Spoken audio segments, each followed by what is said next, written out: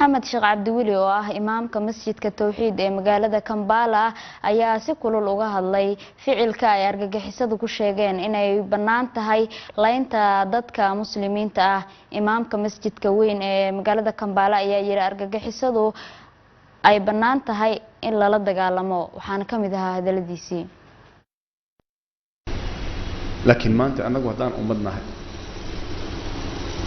waxaanu soo dhiganay إنه وحي أي ربان إنك السميان قرح بار دعايو بقول قف بار دنتي وكتعصياننا أسبوع كذب واهل مامينا سنة كذب كنتم قفوا على الدلايا سنة كلا تذكر الله قم ضايا وأم كتعصياننا دولتنا وحاول ما مربع عن باريننا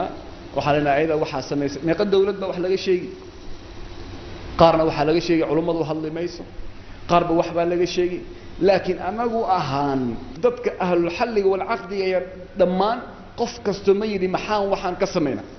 سين وحان أبدلنا إن الله لا يغير ما بقوم حتى يغير ما بأنفسهم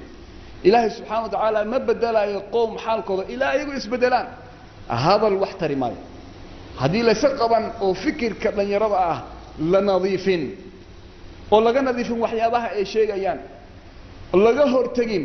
sida ayaa dadka loogu maadayo caruurta yar iyo dumarka ayaa la dilaya dadka in laga hortago si guud ah ayaa u baahanay laba dagaalamo meesha lagu arko nabiga sallallahu alayhi wa sallam ayaa banay oo saxiixaynka sida ku sugan wuxuu yiri hadaad aragtaan dila oo iska dhiciya maxaa la iskaga dhicinaya muxuu dhiigooda u xalaaloobaya li'annahu waxay ku gardaroodeen ummadda islaamka ku gardaroodeen